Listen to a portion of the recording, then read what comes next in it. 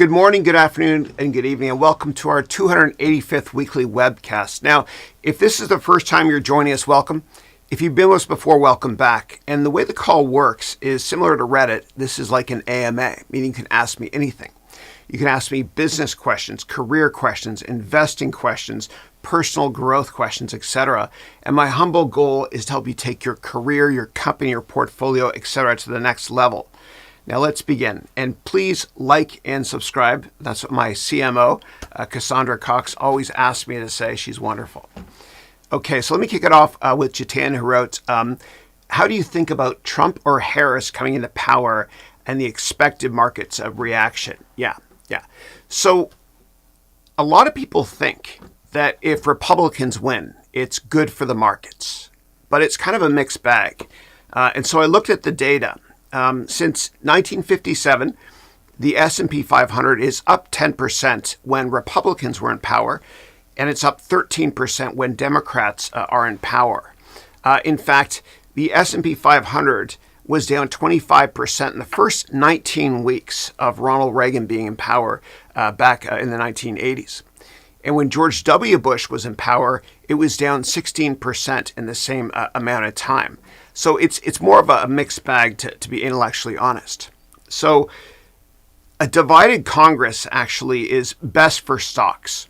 And between 1950 and 2023, the S&P was up about 16% on average when Congress was divided. So it's really a tough call to say under which president, Trump or Harris, the markets would do better. So Trump did say that corporate taxes would go down, which of course is good for the stock market from a profitability and PE perspective. But Trump also said that he would increase tariffs. And an increase in tariff leads to inflation, which of course is bad for the markets. And Kamala wants to take on big business, which is bad for the markets and profitability. And Kamala also said that she will increase minimum wages, which would lead to an increase in inflation. So it's a really, really tough call at this point. Yeah. All right. Next up, Sean wrote, "Hey, Chris, how are you? I'm always great. Thanks. Hope you're doing well." You wrote, "Last week you mentioned about supply chain careers." Oh, yeah. Can you elaborate on that? For example, career growth, earnings potential, also any geographic areas with more openings. Yeah. So in general, I would say that salaries for supply chain management can be in the very low six figures if you analyze data, right? If you use data analytics. And what you can do is you can learn Power Query as well as Excel, Python, etc. to take your career to the next level in order to make that much money working in supply chain management. But supply chain management in general means this. You take the natural resources and you use it to make the product.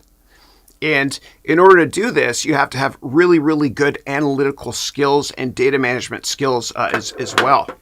And you also have to be able to negotiate for better pricing. And also networking is key in order to find the best suppliers. Now, you never want to have just one or two suppliers. You want to have many suppliers so you can squeeze them or get the best pricing. Two more things I want to mention about this. One is time management. You have to have great time management as well in supply chain. Take a look at what Tim Cook has done over the years. The reason he's CEO of Apple was because he was COO and probably the smartest supply chain management person on the planet. Now, when it comes to having superb time management skills, from a project management perspective, there's software applications you can use. Or what you can do is in my MBA program where I provide you with all the templates you need for every career, you can use this daily planner that I provide you with so you can accomplish more. And so the bottom line with daily planning is that if you want to get something done, you give it to a busy person.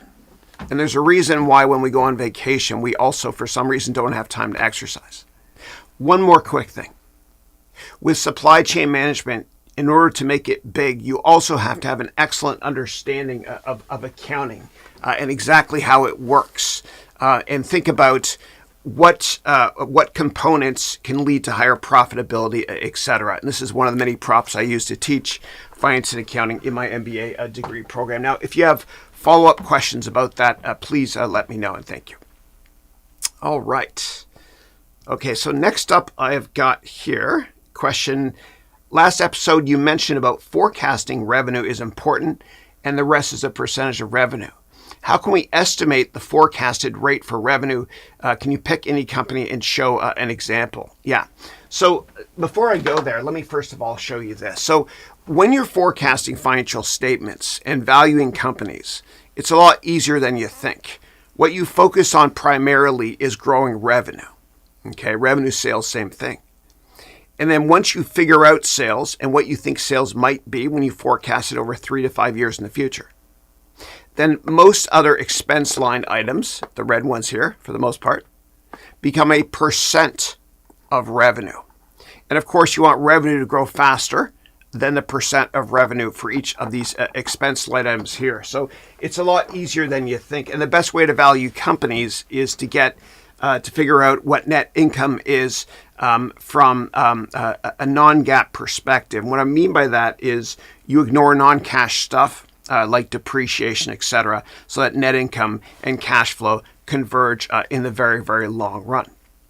Yeah. Now, in terms of forecasting, how fast a company should be growing their top line, meaning revenue, you have to look at their market share.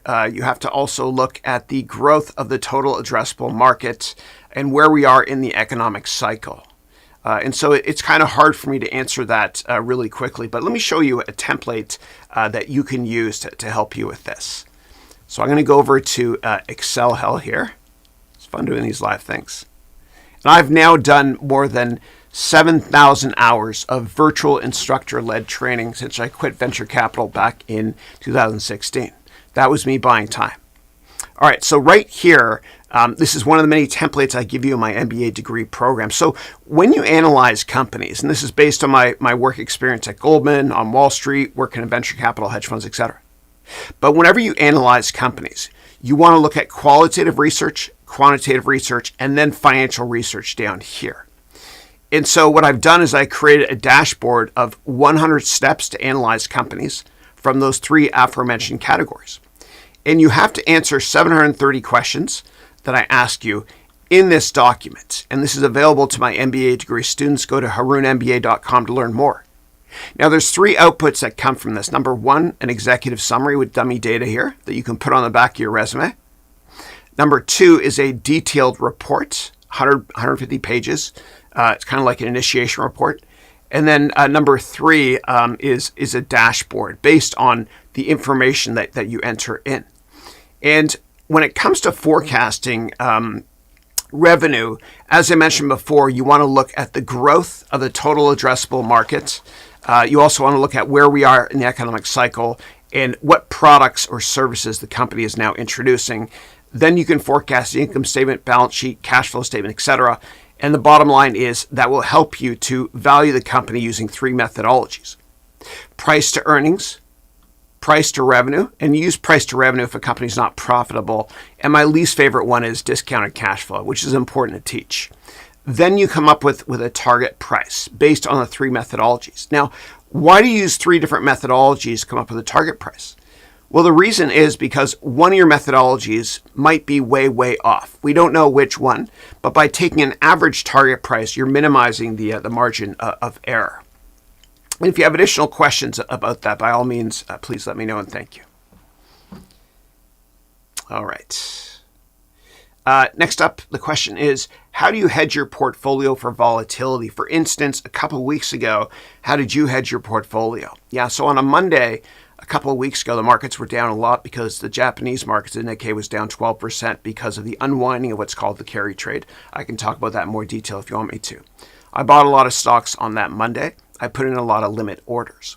So in terms of risk management, what I humbly recommend for everybody is never have more than 5% of your money in any one stock. So that means you can have 20 stocks or more. Now, if you're going to invest in ETFs, it can be a bit more than that, of course. So for example, for me, when I'm not sure where to put my money, I put my money in the VOO index fund. That's VOO, which is the S&P 500. And I humbly believe that the S&P 500 is going to be up between 15 and 20% on average, for the next 20 years because of AI. And my thesis there is that a lot of companies are embracing AI to cut expenses. They don't have to hire as many people. Now, in terms of other risk management metrics that I use, I don't recommend having more than 20% of your portfolio in any one particular sector, like technology, healthcare, industrials, retail, etc. Also, I only recommend investing in very liquid stocks. What does that mean? Well, you never want to buy more than 10% of the average daily volume of a stock. And the reason I say that is because illiquid stocks own us in a down market and not vice versa. So those are just a couple of examples of risk management, which helps me to manage volatility in general. Next up, do you do stock portfolio diversification? What is your strategy? Yeah, and I just mentioned it as well. Yeah. Now, before I invest in a stock and before I recommend my students invest in stocks, I always want you to do a thorough analysis, like a thorough write-up as well. And this here is one of the many templates I give you, and it kind of acts as a safety net, so to speak. And I say that with love in my heart so you don't make as many mistakes. The same thing before starting a company. Failing to plan is planning to fail. You got to write a thorough business plan before you start. And I also provide you with that template in my MBA program as part of what's called my Venture Capital Bootcamp training. Okay. Next question is, when building a stock portfolio, how do you screen for stocks? Also, during analysis, if you find two competing companies and both have an edge over the other, how do you choose which one to invest in? Yeah. So what I usually do is I start from a high-level perspective, and I tell myself this: will this sector or this company be more relevant or less relevant in 5 years? And I always do that so that I don't get seduced into buying value traps, meaning stocks that are cheap for a reason. So I start from a high-level perspective, and what you can do is you can go to etfdb.com. Let's go there together in order to express a theme. So let's go to a free website called etfdb.com. And you can screen by different types of ETFs. And this will help you understand what kind of stocks to invest in. Let me show you. So let's say that you're looking through here and you're like, well, I think I want to invest in, let me go here, in lithium stocks, for example. Okay, so from a top-down perspective, you expressed a theme. You like lithium. Because you're bullish, for example, on the automotive alternative energy market longer term. Then what you can do is you can look at one of these ETFs, and this one's got the coolest ticker ever. My kids would like it, called LIT. Then you can look at the components of LIT if you want to. And you look at the holdings here, and then you can start doing research on these individual companies here. Now, not all of these are pure play lithium companies. This is more of a chemical company. TDK is a Japanese company that makes GMR heads for hard drives and many other products as well. But hopefully that sums up the investment process from a high-level perspective. Now, if it's a close call, and there's two companies on my radar screen, and I've done research and written a report on both of them, then the one I usually choose, let's say the exact same valuation, everything's the same, which is hard. What I usually do is I choose the one with a better management team. Because ideas are commodities, but execution is not. Yeah. Never invest in a company if you don't like the management team. Yeah. Because that's what a company is, right? All right. Hey, Mark, how are you? Mark wrote, hey, brother, great to see you. Mark always writes in caps. I love you, man. And please always write in caps to me because you remind me of my grandfather who's having a coffee with my little sister, Katie, right now, who I miss both very much. Okay. All right. And then Mark followed up with, shout out to the global MBA gang. Why did Carl Icahn take out a personal loan against his hedge fund? Is it common practice or is it for taxes? Thanks. Yeah, I'm not sure. So for those of you not familiar with Carl Icahn, he's what's called an activist investor. And he runs a hedge fund where he buys big positions in companies that are being mismanaged, and he fires the management team or he makes them change to be more successful to unlock shareholder value. He's been having a lot of issues, I think, and you read the same media reports I see. So maybe that's one of the reasons why he had to borrow from his fund. In terms of taxes, it's crazy, but the richest 400 families in America pay just over 20% in taxes. right? And the wealthy get exceptionally wealthy by paying less in taxes. In fact, Warren Buffett has publicly disclosed that his tax rate is way below his assistant, and his normalized tax rate, according to people familiar with the matter, is less than 1%. Yeah. And so this is how rich people get really rich. Now, I recommend that nobody watching this webcast ever do your own taxes. And the reason I say that is because you can save a fortune and potentially pay less taxes if you get a professional to do it. Now, creating your own taxes or filing your own tax returns, I think, is as illogical as it is to do surgery on yourself. I know that's an extreme thing to say, but what happens is the CPA profession exists for a reason, and depending on which government officials get elected, the tax code changes all the time. And if you have kids, you might be able to write off more than you think. And also, a good accountant will help you to maximize your net worth in the long run by paying less taxes sorry, that was one of my props that fell, my hockey stick. A good accountant will help you to pay less taxes by investing more money in your retirement savings programs, like your 401k or your Roth IRA, or they'll tell you to invest in your kids' education funds tax-free. So make sure to hire an accountant. So last thing I'll say in this is, where do you find an accountant? Well, there's no Yelp for accountants. What you have to do is talk to your successful friends or colleagues or your rich aunt or uncle and ask them. And I promise you, it's probably the best advice I can give you today. Yeah. All right, let me turn on the air conditioning here. Let's get a little bit hot in here. Yeah, but Carl Icahn probably got some kind of massive tax break because he's borrowing. So anytime a rich person borrows, quite often they can write off the interest on that loan. So for example, with real estate, and there's a reason why so many successful people in the United States own a ton of real estate. They can write off the interest on the real estate property, meaning the mortgage, and they can also write off the depreciation as well. And in about 2 months, I'm releasing my comprehensive real estate elective exclusively to my MBA students. If you're in my MBA program, you'll be able to go to the last lecture to get my comprehensive real estate investment course. And I think real estate is a better investment than stocks. And the reason I say this is because with real estate, you're not wasting money on rents. And also the 5 principles of real estate are what are called IDEAL, IDEAL. Let me run through it quickly. And my goal is for all my students to, within 10 to 20 years, make more money from your real estate rental properties than you do for your base salary. So let me run through what IDEAL means very quickly. So the I in IDEAL for real estate means income. You can generate income from rental properties you own. The D means depreciation.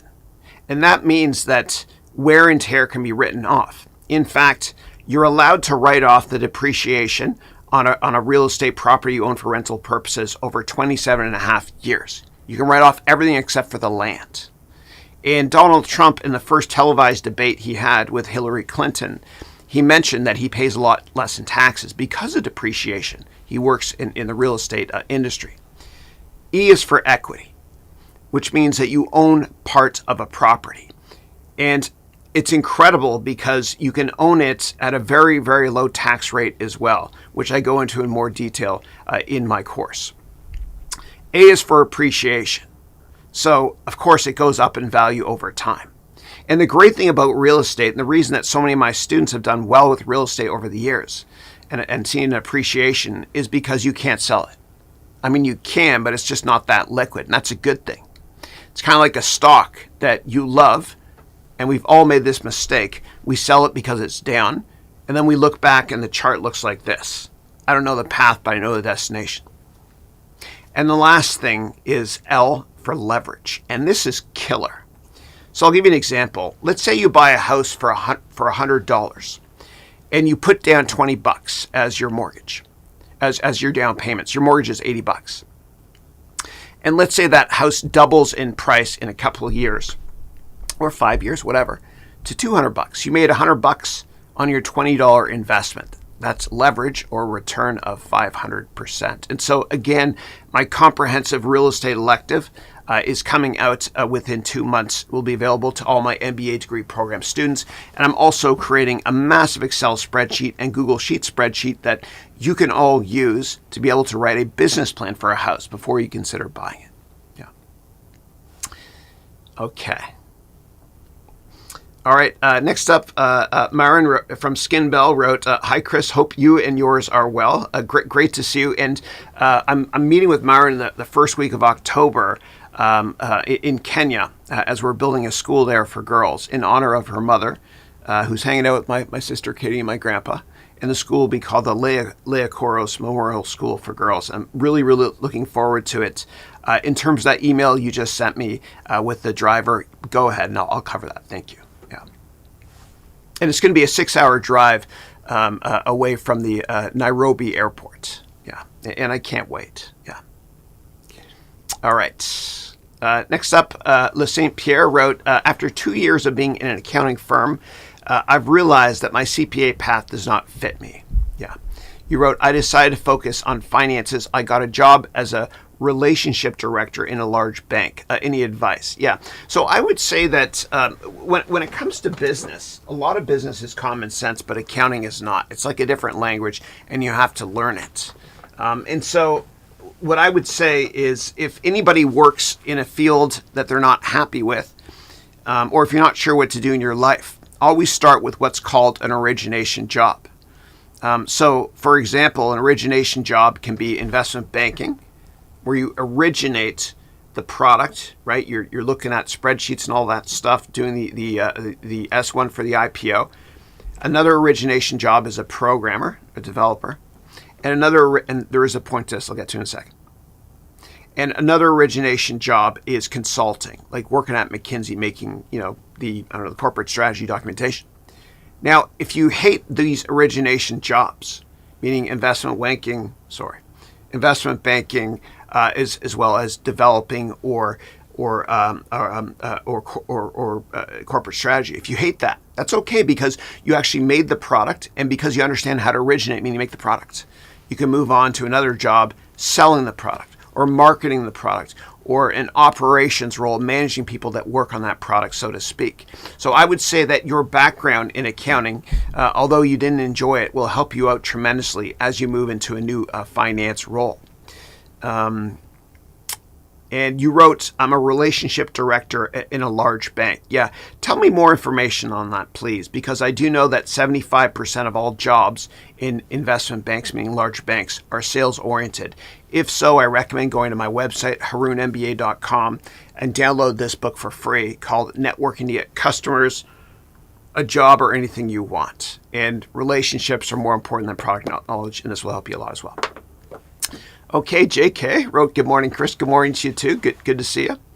And the question is, easiest and most cost-effective way to set up your own YouTube channel on a low budget, yet as much quality as possible? Yeah, sure. So I think that everybody should start creating YouTube content immediately.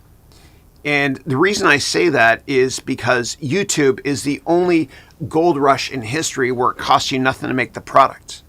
And YouTube is also the only gold rush in history where you can get access to billions of potential customers very fast for free. And the reason I say immediately for everybody, and I say this with love in my heart, is because I think we have 5 to 10 years to do it before we're not needed. What does that mean? Well, we have to do it before AI takes over from a YouTube perspective. Hear me out. So I think within 5 to 10 years, AGI, meaning artificial general intelligence, will be the norm. And that means that you will be using avatars to teach you or watch movies with avatars in them and not real people. And we're already seeing this with Sora right now. Now, I recommend starting a YouTube channel today focused on what you're most passionate about. So what are you most passionate about? Well, what I want you to do is I want you to think about it this way.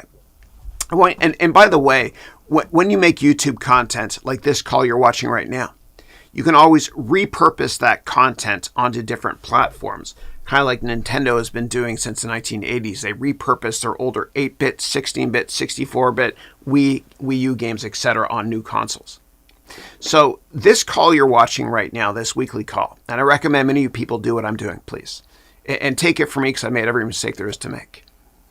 But you'll notice that on this weekly call, the content here is repurposed onto Instagram, LinkedIn, and TikTok for me, right? So there's nothing left on this weekly call carcass a week or two after it's done. And so we create a lot of content based on this. Now, the way to understand what to make content about is to think about it this way. I just gave you a month off, and you can't travel, you can't go to work, and you can't go to school. What are you going to do with your time? And no matter what that is, that should not only be your career, but also what you vlog about as well. And you can keep the costs very, very low because you already have everything you need to build something far bigger than yourself. You already have this. Now, what you can do, if you want me to, and I'll let you guide the conversation here through Q&A, I can tell you all about the technical aspects of a studio, meaning lighting, camera work, etc. But you should be able to do everything for a very, very low price. Lights will cost you $69 exactly, and I can show you on Amazon where to get the lights and so much more. But I'll let you all guide this. Yeah. All right. And then you wrote here, what are the best sources to learn the ins and outs, as we say in Canada, of the YouTube algorithm? Yeah. So I would do a search on Daryl Eves. So Daryl Eves wrote a book where Mr. Beast wrote the intro to it on how to create a YouTube channel. And I actually hired Daryl, and he did consulting for me for a couple of months. He's great. Read that book. Search for Daryl Eves. Yeah. Okay. All right. Next up, Peter C. wrote, hey, Chris, hey. What are the top 3 brokerage websites, and what should we be looking for in terms of a good brokerage website? Yeah. So for me, I don't really use brokerage websites. If I need quotes, I just go to finance.yahoo.com. Don't anybody pay for any online information when it comes to financial services products. Now, the best way to find a brokerage website that will work for you, or if everybody on this call or people on this call are not investing, I want you to do this. I want you to call the 5 biggest banks in your country. And then when you're on the line, I want you to ask to be transferred to their brokerage department. And then I want you to ask them, what are the fees, meaning commissions? And whatever one has the lowest fees, that's the one you should go with. Yeah. And always do your own research. Don't rely on me.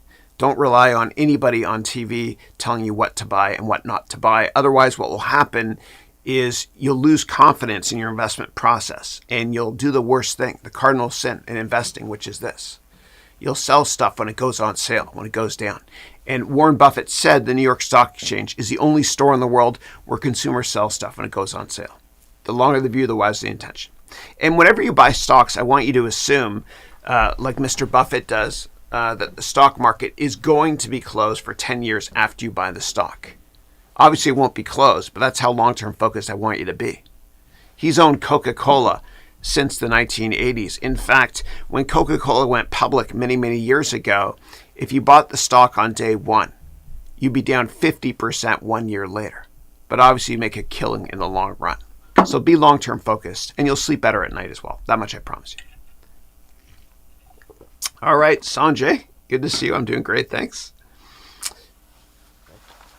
Okay, you wrote, why do you want us to create our own YouTube channel now more than ever? Yeah, because of AI. Yeah.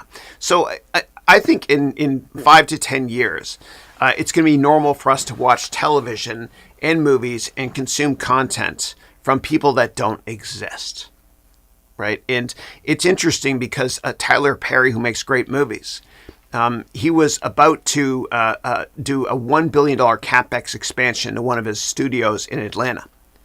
And then he saw Sora on ChatGPT or OpenAI's website, which is a video service, and he canceled that CapEx. And you might all remember, I think it was a year or two ago, Hollywood went on strike. One of the reasons they did was because of AI. And there's a stipulation in the new contract that these Hollywood writers have now, which is you cannot use AI to write scripts. And even for me, I have a column in Forbes magazine, and before I submit it, I have to click a box that says, I did not use AI to write this article. Yeah. So AI is going to be taking a lot of jobs away, but I'm more of an optimist. What I would say is please try to use AI now to disrupt yourself and your own marketplace before the market and AI does so. So what am I doing? Well, I signed an NDA with a very, very good technology company here in the Bay Area, and I'll release more details soon on it. But what they've done is they create an avatar of me teaching and answering questions. And it's scary how good it is. I had a conversation with myself. It's kind of a strange thing to say. And I really thought it was me. Yeah. We live in interesting times, right? But you got to disrupt your own business model before the marketplace does. So, for example, Reed Hastings, who I've met, I met him actually at an education event at a house in Atherton not that long ago. Reed Hastings, who's the founder of Netflix, what he did was he disrupted his own business model by getting rid of DVD rentals through the mail and just making Netflix streaming. And people thought he was cray-cray when he did it, but he's very long-term focused. So you got to disrupt yourself and your marketplace and your own job before the market does it. Yeah. All right. And then James wrote, bonjour, Chris. Bonjour. Hope you're doing well. Je vais faire la classe matinée. You wrote, what materials do you recommend to begin podcasting? Yeah. So if you're just getting started, I think a good microphone that's affordable is the Blue Yeti. And you can get this, you can get smaller versions for less than $100 now. So I would get this microphone. What I would also do is, if you're not going to be using any camera work, what you can also do is you can get these sound tiles here and put them on the walls, right? So you just peel them and you stick them on the wall. And that will help you with audio quality as well. In terms of this weekly webcast, a lot of people don't realize it, but this weekly live webcast is also a podcast on every single platform. I've been doing that for over 200 episodes, so I repurpose everything. So whatever it is you plan to do from a social media perspective, the key is to always repurpose the content so you can work smarter and not harder. Yeah. Now, in terms of materials, it's tricky. Like when I first started doing these weekly calls, I was kind of nervous because there weren't really that many questions. And so what I would always do was I would bring additional content to talk about just in case. And even today, in my 285th weekly webcast, if there were no questions, I had a massive script of stuff to cover as well. And I certainly have a lot of props in my studio as well. Now, when you first get started, you can also think about interviewing people and just learning from them. I learn a ton from interviewing people. I've interviewed the top financial analysts in the world, the top professors at Stanford, etc. For those of you that have been with me for years, you've seen that as well. And you can always go to school on how I structure those interviews as well. Then you can repurpose those interviews. Okay, let me move on now to the next question. All right. And if you want to know best practices for podcasts, a buddy of mine I went to high school with, his name is Steve Pratt, Pratt. He owns a very successful podcasting company and podcasting consulting firm based in Vancouver. Again, that's Steve Pratt. Yeah. And he's a good golfer too. All right. All right, next up, Roni wrote, since the last 10 days, people are waiting for tomorrow's Jackson Hole Symposium. What do you expect from the Fed chief speech? What will be the market direction for stocks, crypto, and Forex? Yeah. So I'm always very long-term focused. I don't really focus on the near term. There's a lot of people that are very worried, though, because the monthly jobless numbers were not accurate. And so I think it was 2 days ago, the marketplace found out that the unemployment numbers for the 12 months ended of March of this year were actually understated by between 360,000 per JP Morgan or 1 million per Goldman Sachs. And so there's going to be a lot of talk about that in terms of restating those numbers. And what that might mean is that the Federal Reserve could imply that instead of just cutting by 25 basis points, meaning 0.25, it could be 50 basis points, meaning 0.5%. Yeah. Okay. But I'm not worried. I'm long-term focused. And hey, if the market does pull back, I don't care. I welcome it because I'll buy more. Yeah, and you got to be a contrarian in business always, and unemotional, highly unemotional when you invest. Yeah. Okay. Okay. And then JK wrote, I love the blocks word great in your options course too. Oh, thank you. Yeah, I love to teach with this stuff. When I was younger, in the 6th and the 8th grade, they thought I had a learning disability. I just couldn't retain content. And the only thing I remember from school was the props that my teachers used or my friends brought in. And my mom, because I was really behind in school as a kid, God bless her, I love her so much, she actually taught me how to read with a puppet that she sewed that would give me cookies like I'm a dog. And that was Miss Finnegan. And so that actually had a big impact on me. Yeah. All right. And then Mark wrote, can you please go into more detail about the carry trade? Absolutely. So a couple of weeks ago, what happened was the Nikkei was down over 12%, which was the biggest one-day decline since the 1987 crash. Now, back in 1987, on a Monday, they call Black Monday, the S&P 500 was down 22%, and the next day the Nikkei was down a lot as well. Now, a couple of weeks ago, the markets were in turmoil. And the main reason, there's actually three, but the main reason was because of what's called the unwinding of the Japanese yen carry trade. And what that means is this. For several decades, the Japanese economy has not been growing. And so the government in Japan has kept rates at basically zero. And it's really sad because Japan has 130 million people right now. But in a couple decades, the population will drop to 80 million people. And so the government has had a very, very low interest rate for a long time. And so what a lot of hedge funds and professional investors have been doing for a long time is because the yen is so cheap and interest rates are low, they've been borrowing yen and investing in Japanese stocks and US stocks. Well, what happened a couple of weeks ago was the Japanese government unexpectedly raised rates too much, way more than expected. And as a result, the yen shot up about 10% in 1 or 2 weeks or so. And that's a massive move in Forex, meaning foreign exchange. As a result, a lot of hedge funds that borrowed yen at this price had to return it at this price. So they got what are called margin calls. And that because of that, the margin calls, in order to cover the margin calls, mean the money they owed back in yen, they had to sell a lot of stocks in the United States and Japan as well. Now, the Japanese government, there's been a lot of turnover in the past week at the most senior levels, but they've specifically told the marketplace they're not going to do that again. So that was that's the yen carry trade. Now, there's two other reasons why the markets pulled back a lot a couple of weeks ago on a Monday. One reason was because Warren Buffett sold half of his Apple stake. Now, Warren Buffett had 40% of his portfolio in Apple, and he cut it to about 20%. Now, one data point doesn't make a trend, but we have a couple here.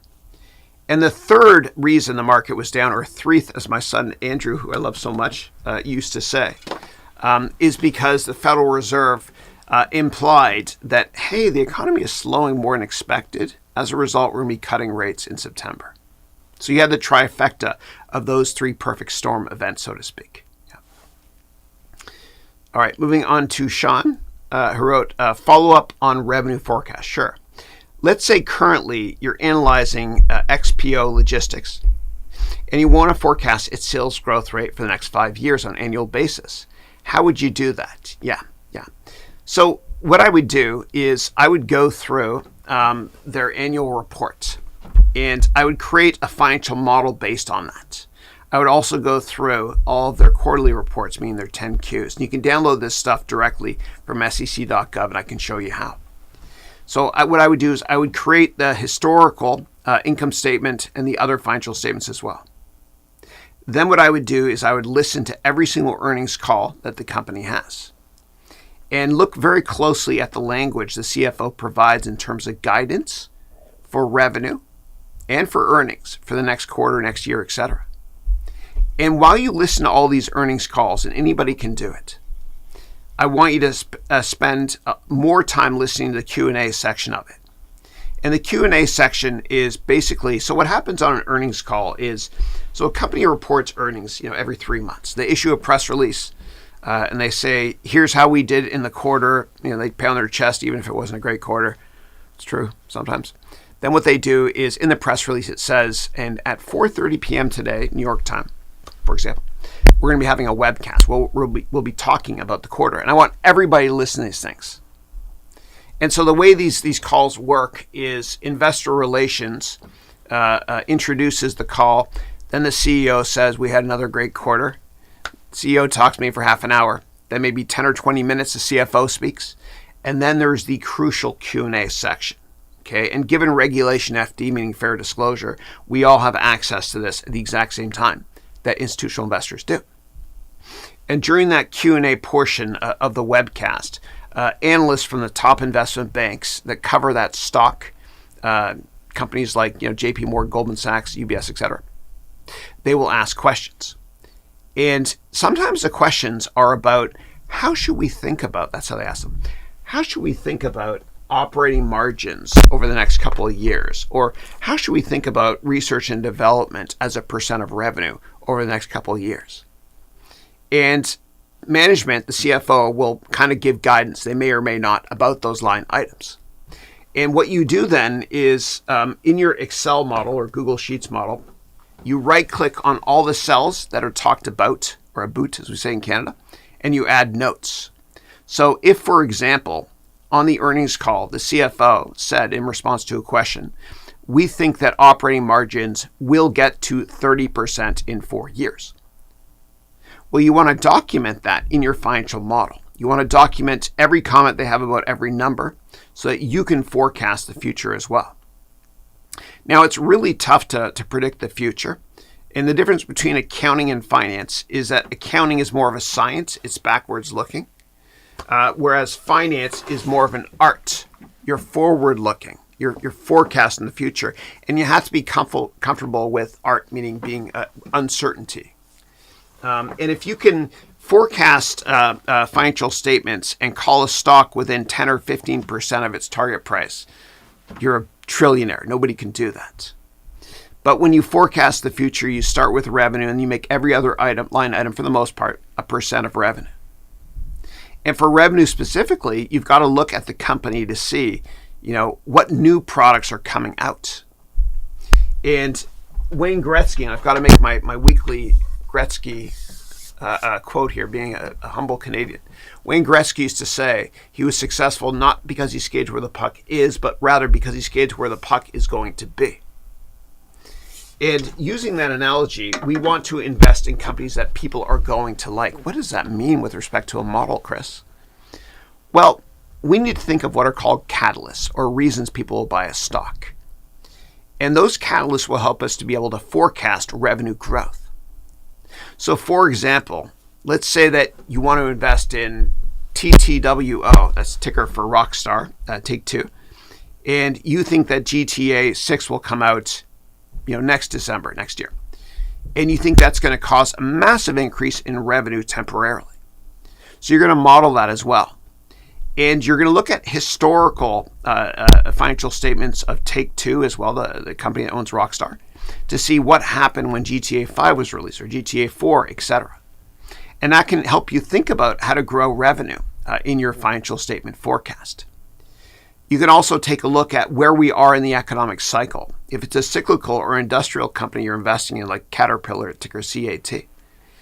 Well, companies that are cyclical get absolutely slaughtered during economic downturns.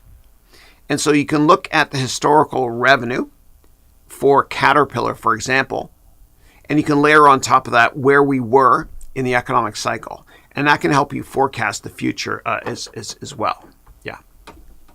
And every single sector in finance has different drivers, meaning different things that are going to make revenue go up. So, for example, in the retail sector and restaurant sector, what makes revenue go up organically is something called same-store sales. And that basically means how much does each store grow organically each year? And,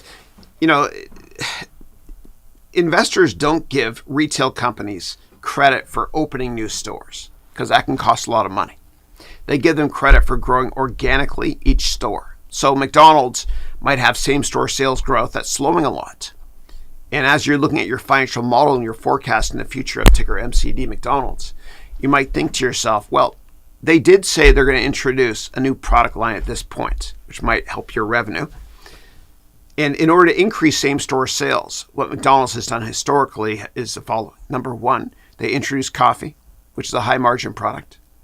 Number two, they opened up 24 hours a day in certain markets where people get hungry after 11 o'clock. I'm not going to go there. What they also did was they offered breakfast all day long. They offered free Wi-Fi in their stores in order to increase turnover. What they also did was they had those point-of-sale checkouts screens, which were launched initially in Europe. And then lastly, and this is interesting, they made the chairs in many of the restaurants a very hard plastic that's really uncomfortable to sit on after 20 minutes. And they do that in order to increase turnover. Now, other sectors have different revenue drivers. So when it comes to technology companies or phone companies, for example, you look at what's called ARPU, which stands for average revenue per unit. And you look at year-over-year growth of this. Yeah. And different sectors have different drivers. And if you're not sure what the driver is, then what you can always do is think about the following. If a company has rising prices, and rising volume, then it's probably a good investment. You got to do more research, obviously. So, for example, Barrick Gold, if the price of gold is going up a lot and they found a lot more gold that they're mining, that's usually a good investment. Okay. All right. Okay, and everybody, please keep continuing to type your questions. Thank you. All right, let me see where I was. Give me one second, guys. Oh, there's tons more questions here. Okay, give me 1 second. Okay, Manas from India wrote, good morning, my dear mentor. Good morning, brother. You wrote, hope all is well, likewise. A new week, a new joy. Great to be in my probably 203rd webcast. It's been millions of years. I enjoyed, and I've been enjoying. Thank you for making me a teacher. You're most welcome. And congratulations on your success on teaching on Udemy. And I hope you're having a much better week this week. And I pray for you and all my students. In fact, when I get out of bed, before I get out of bed, I always thank God for 10 things in this order. Andrew, Matthew, Dylan, my wife, Christine, my mom, my dad, my brother, Jamie, the memory of my loving sister, Katie, Elizabeth as well, and you. All of you, my students. Yeah. All right. And if you practice gratitude, like I just mentioned, before you get out of bed, you will get up in a peak mental state. Yeah. All right. And then Manas wrote, Tesla is facing competition from BYD, that's Boyd, in China. Yeah. And cheap Chinese EVs. They are small and beautiful, even under $5,000 in Europe. Tesla has been left behind in the Chinese EV market. Is this a threat? Certainly. Absolutely is. And it's so interesting because Elon Musk is very outspoken. But one thing he never talks about from a geopolitical perspective is China. That's a big market for him, right? Yeah. But he's very controversial. And the genius of Elon is that we've never seen a Tesla commercial.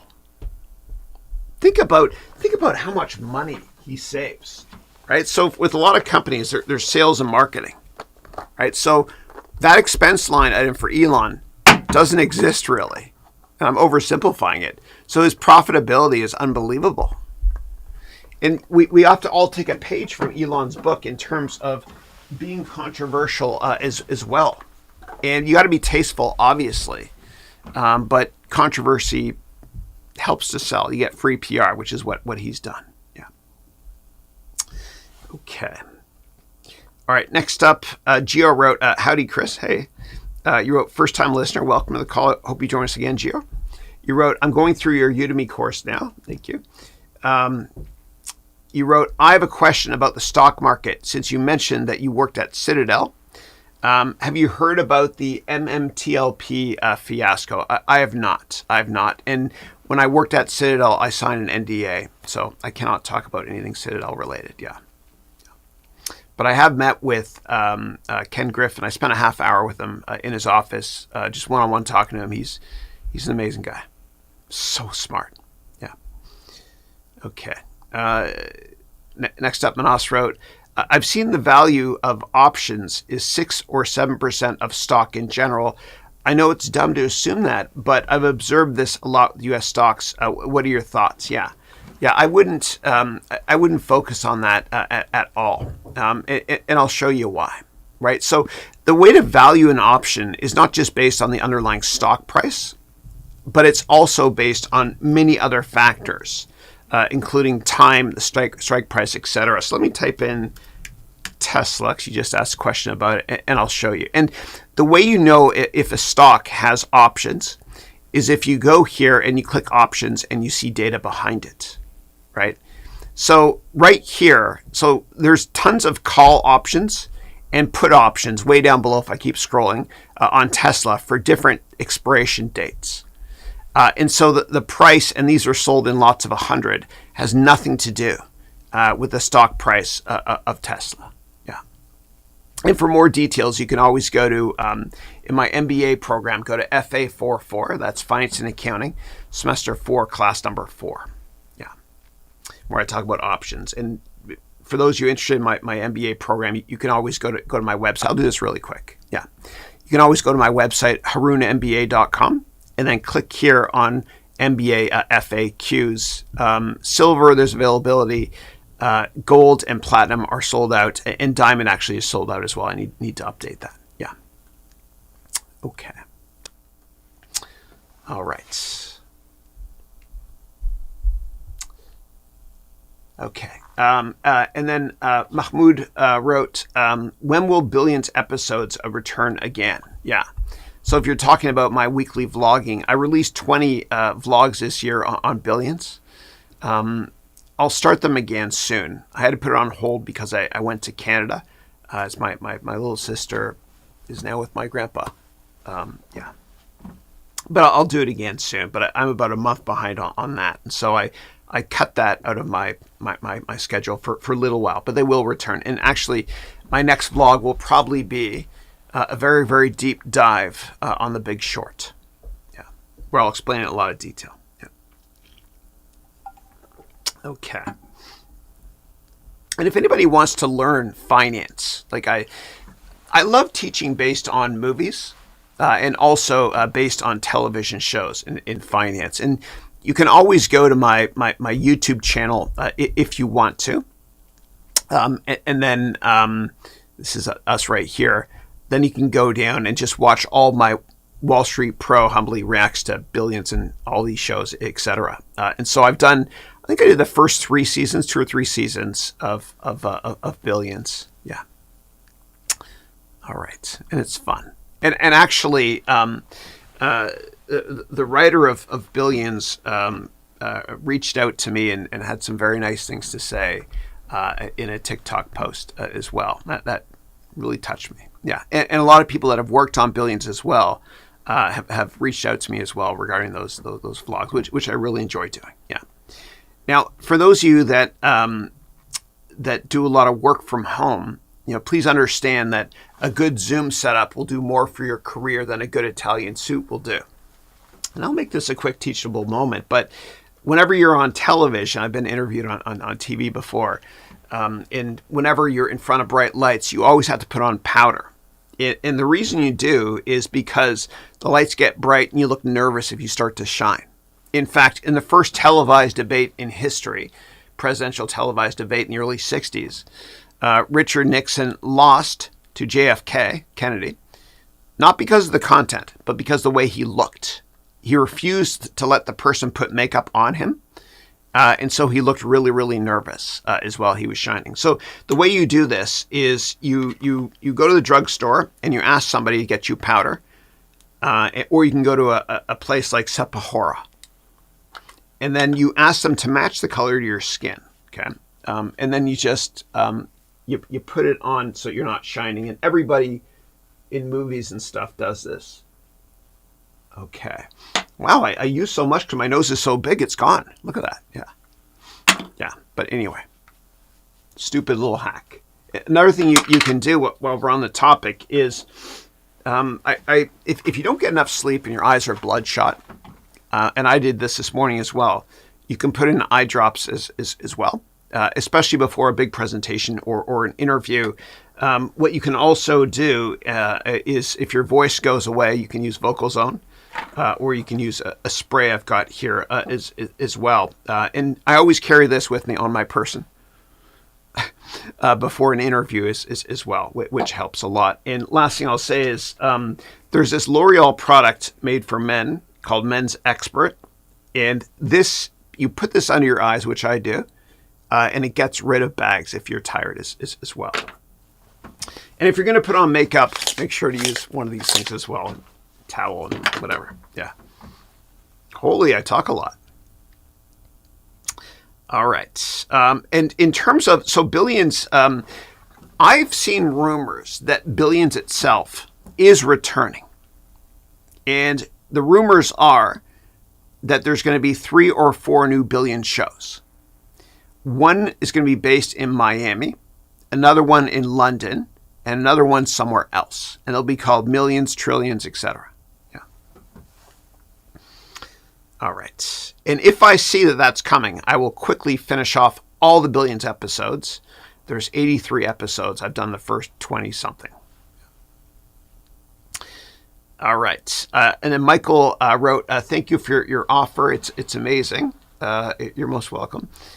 You wrote, how should I rank competitors when they don't mention it in their results? Sometimes the industry in general has different competitors on each website. Yeah, what you can always do is you can go to the annual report of a company and you can do a search on the word risks to find out their competitors. So, and I can go there if you want me to, let me know. But you go to sec.gov, then you enter in the ticker of the company, then you look at the 10K, which is the annual report, and do a search for risks and the word competition. And before you invest in any company, what I recommend you do, especially a new IPO, that was a golf club. What I want you to do is read the S1 documents. Okay, so investment bankers make these documents and they have to, by law, disclose all the risks in them. This is an S1 you can get from that same website I just mentioned, which is sec.gov. Do a search for the word competition and risks, of course, as well. Yeah. Read those things. I promise you they'll help you. All right. Next question is, Michael wrote, also, how should I look for information about suppliers and products when the company doesn't talk about them in detail?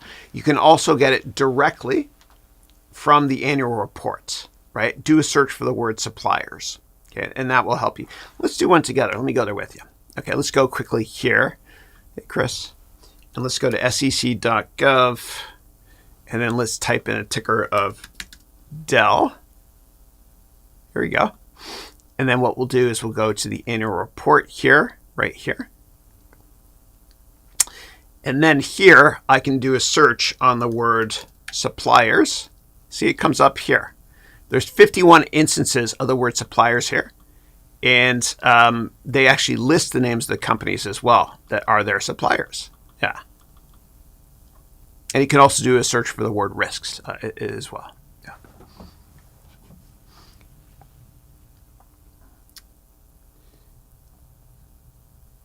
And then Jerome wrote, do you schedule calls with non-students? Yeah. So my schedule is really backed up right now. But if somebody is interested in joining one of my MBA programs, you can always go to my website, harounmba.com, and then click, there's a blue button you can click on at the bottom to schedule a call with me. I'll show you here. Yeah, so it's just down here. It's underneath me in the corner. Schedule a Zoom call with me. Yeah, I don't have many openings because pretty busy these days. I'm doing a lot of corporate training as well with a very large semiconductor company here in the Bay Area, which is great. All right. And next up, Le Saint Pierre wrote, I've been an entrepreneur slash accountant slash consultant for 15 years, mostly in information technology. I love consulting and building. I'm okay in accounting, but it's not my strength. After 2 years, I will work at RBC in Canada. Yeah. You can always, there's over 100,000 consulting firms in North America. And the startup costs are very, very low, and the tax benefits are amazing as well. So I would consider remaining as a consultant instead of working at a big bank, which can be somewhat bureaucratic. I've done it. I've done both. And the hardest thing about consulting or any business is always getting customers, right? So what you can do is you can sign up for one of my courses if you want, or go to my website and read this book for free on networking to get customers, meaning your consulting customers. Yeah. Okay. Next up, Hassan wrote, "Good day. Happy to hear you always. Likewise. Welcome. When one teaches, two learn." All right. And you'll notice I never sit. I do have a chair in the corner there. I never use it, hardly ever. In fact, during the days, I actually don't sit at all. What I do is I actually get all of my steps done while I'm working. And so I've got a treadmill here that costs $170. Please, everybody, buy this product. And I'm going to show you the link to it in a minute. I don't get any affiliates. I don't take any sponsors ever. Yeah. But I walk all day. I get my 20 or 30,000 steps this way. I raise my desk up as well. It's the best biohack ever. Yeah. Let me show you where I got it from. Because it's super cheap and super worth it. All right, so I'm going to go here to orders in Amazon. I'm an open book, guys. Treadmill right here. Search. Here we go. Here's the one right here.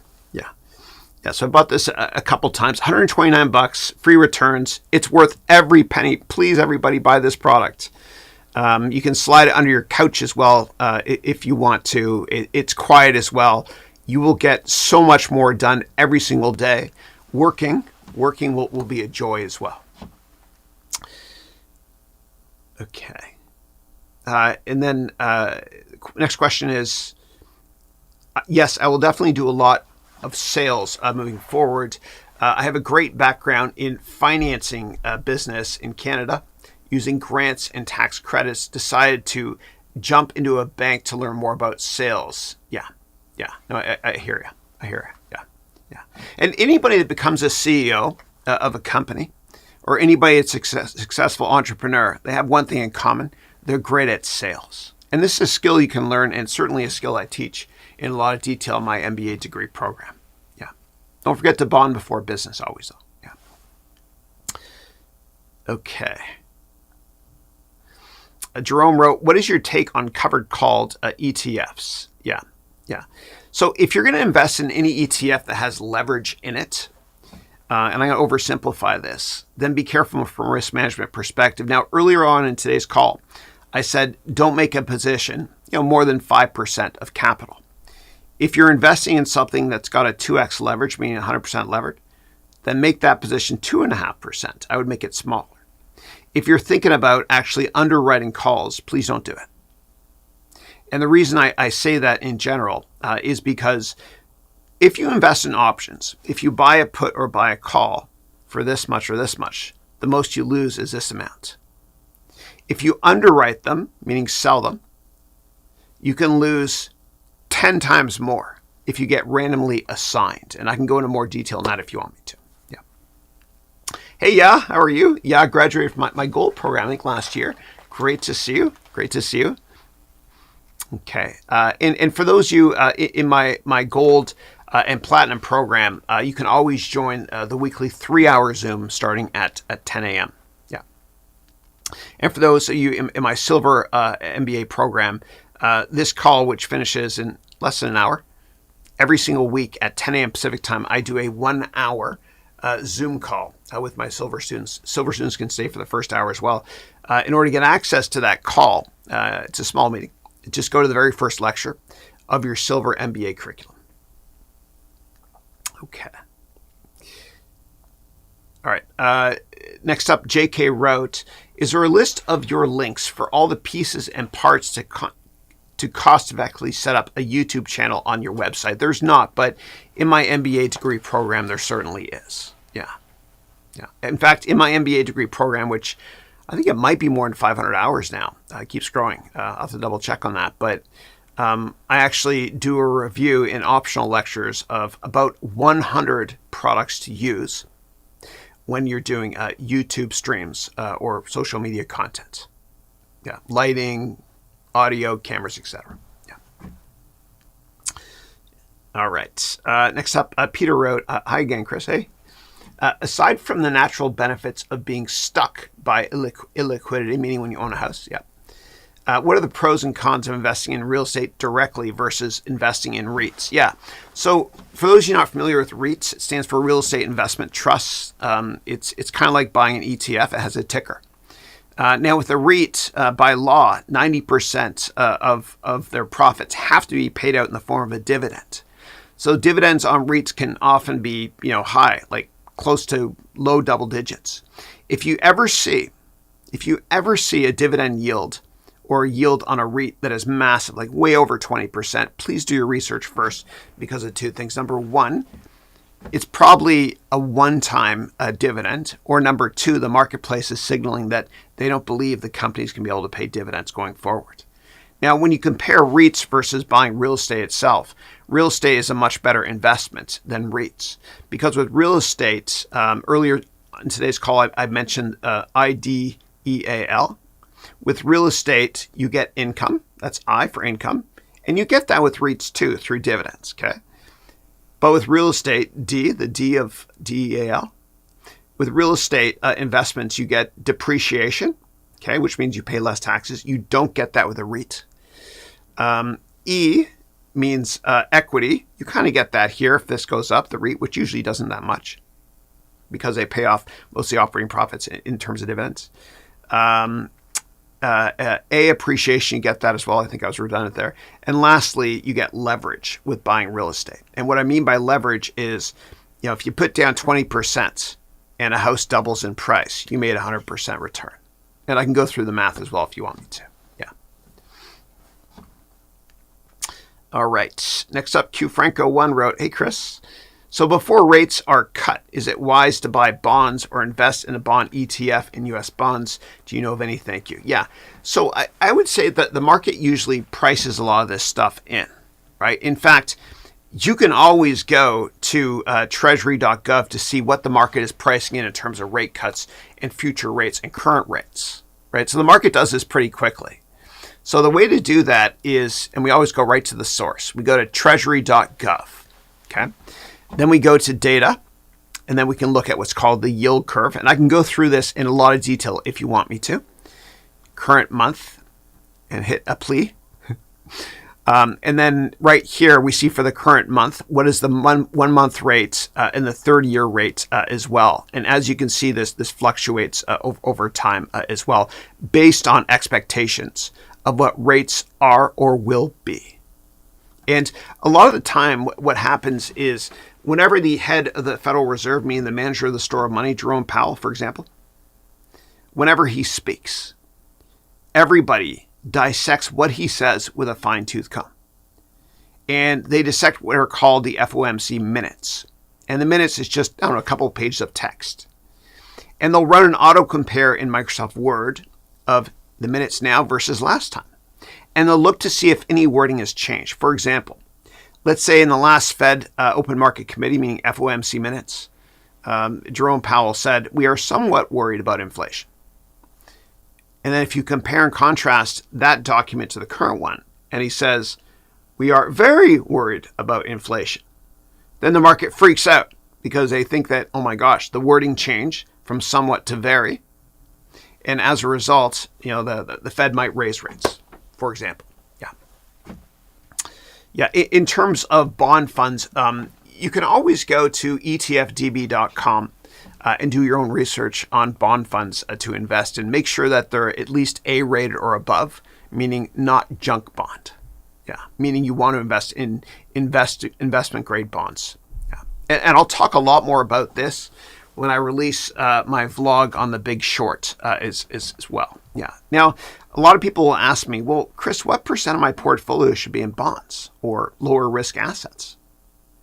Well, you can always take the number 100 minus your age. And I'll give you an example. And this will help you figure out what percent of your investment should be in lower risk stuff. So if you're 85 years old, 100 minus 85 is 15. That means that 85% of your investment should be in lower risk stuff, maybe, highly rated AAA bonds, right? And 15% can be in riskier growth stocks because you don't have as much time to make it back. That's old school though, because I think there are people on this call that will make it to 150. Yeah. Another example could be, let's say you're 30. 100 minus 30 is 70. So 70% of your investment should be in growth or riskier, somewhat riskier stocks, and 30% in lower risk, high dividend yielding stocks or bonds, corporate bonds, for example. Now, I have an entire vlog that teaches bonds from scratch. And if you want, what you can do is you can go to my YouTube channel to watch it. I did this about a month or two ago, and I did it in an edutaining way by talking about an episode from Billions. Let's see here. Here it is here. Bond Investing Explained. So you can watch this one here. Yeah. And this is 37 minutes, everything you need to know about bonds in a fun way. Yeah. And I film those myself and I video edit them myself. I love doing what I'm doing. Yeah. Okay. Phil G. Hey, Phil, how are you? Phil was my first student to write a book using the book template I provide y'all with. And if somebody wants that template, let me know. I'll give you the URL right now. Phil's book, which I have in storage, it's called Super Students. Very prophetic first book for my students, and it was about chess. Yeah. But Phil wrote, do you have any advice on how to learn and comprehend tough concepts in subjects such as in science, finance, etc.? Yeah. Yeah. The easiest way for myself to dumb it down is to either teach at an 8th grade level or use AI. I'm going to show you an example. Okay. And I'm doing a lot of corporate presentations on this exact topic as well. So let's go together to ChatGPT. Okay. And I'm going to take a very complicated topic and make it easier for us to understand. Okay. So I'll write explain semiconductor manufacturing to me using a basketball reference. Mention Michael Jordan and make it easy to understand and explain it at an 8th grade level. See what this comes up with here. Okay. My godson Alex was here with me. That's why I says, all right, Alex. All right, let's break down semiconductor manufacturing using a basketball analogy with Michael Jordan. Imagine the process of making a semiconductor chip is like building a championship basketball team. Michael Jordan, in this case, represents the transistor, which is the star player of the semiconductor team. Just like Jordan was critical to the success of the Bulls, and transistors are yada, yada, yada, right? So you can read through all of this. You can even say something along the lines of make it shorter or, I don't know, use another analogy. Yeah. And Michael Jordan is better than LeBron, folks. Why? Because he won more championships. Yeah. I always get in an argument with my kids. Yeah. All right. Okay. Hey, Benny, how are you? Okay. And then Sanjita, who goes by MTI2SG, who's one of my platinum students from Boston, wrote, that is true about management teams when they're on earnings calls. They pound their chest quarterly. Yes. We had another great quarter. Yeah. Moving on to Anis, who wrote, hey, Chris, please recommend 2 good books, each one for value investing and growth investing. Yeah. Yeah. Yeah. For value investing, the best book to recommend is The Intelligent Investor. And that was written by Graham and Dodd. And Graham was a professor at Columbia, where I did my MBA. And Warren Buffett also did his master's in business at Columbia because Professor Graham worked as a professor at Columbia. Now, this book will put you to sleep. Okay, it's very slow, so maybe just read 30 minutes per day if you get up early. And Warren Buffett, when I was in business school at Columbia, he actually taught one of my classes. And when he showed up, he was very grandfatherly. He was great, actually, really nice. But his wife, God bless her, she was there as well. And she was teasing him because she said at that point in time that on their honeymoon, Warren Buffett brought one book, which was The Intelligent Investor. Yeah. And maybe that's a good thing to say. Your passion might be based on what book you'd bring on your honeymoon. As long as it's not a romance novel. I'm just kidding. Oh, that was awful. Bad humor. Okay, in terms of a book I've got one here for you, on growth investing. Probably one of the best portfolio managers in history, a gentleman by the name of Peter Lynch. So he ran the flagship fund at Fidelity for many, many years. And my old boss, Carson Levitt, used to work for him as well. But he wrote this book called One Up on Wall Street. And he talks about growth investing, but he also, more importantly, talks about how it's important for you to only invest in what you understand. An example he uses is his wife was really fond of this pantyhose product you can buy from drugstores that came in egg containers. And so, she used the product, therefore they invested. And I remember that well because my mom used to have those egg things, and I used to put my Smurf collection in them. All right. And then you wrote, can you please briefly touch upon how leadership is evolving in the increasingly digital world? Yeah. Yeah, I would say that in a Zoom-based corporate environment, I'd say not much has changed. But what I would say is that whenever you're doing Zoom calls or leadership calls, I always recommend in every meeting you conduct that the first people to speak in a meeting are the most junior people. And the reason I say that is so that there's no groupthink. And I say that also because junior executives have great ideas, a fresh new perspective, and you don't want them to be biased. Another thing I'll say from a leadership perspective when it comes to online meetings or any meetings is if you're running a meeting and you all have to talk about if you're going to choose strategy X versus Y. If you think everybody is going to go for strategy X, then in order to be intellectually honest and objective, when the meeting starts, you need to randomly select one person to argue why. Aside from that, probably one of the best pieces of advice I can give is as a manager and a leader, you always want to praise in public and criticize only in private. There's nothing worse than being berated by your manager from a morale perspective in front of your peers. Yeah. One thing I do worry about, though, when it comes to remote work is too many meetings. I hate meetings unless they're absolutely necessary. And my wife works at a big technology company, and she's happy there. But several Christmases ago, I bought her a coffee mug. And on the coffee mug, it said, I just attended another meeting that could have been an email. Yeah. Okay. But we really need to feel comfortable with giving people that work for us, enough autonomy. If you give them a lot of autonomy, like not too much rope to hang themselves with, but if you give them enough autonomy, they're going to feel empowered and they're going to do a much, much better job. But whenever you manage somebody that's brand new, that's never worked before, if it's digital management, right? So say you're managing somebody over Zoom or whatever, they live somewhere else. What I tend to do when I first start with a new employee is every day, just at the beginning, every day they send me an email. And in the email, I ask for three things. Number one, what did you accomplish today? Number 2, what are you going to accomplish tomorrow? And number 3, do you have any questions for me, or are there any issues? That's it. And I just do that initially, especially with remote management. And then eventually, you give them all the autonomy that they need.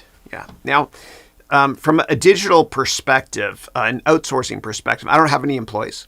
I do have a lot of contractors.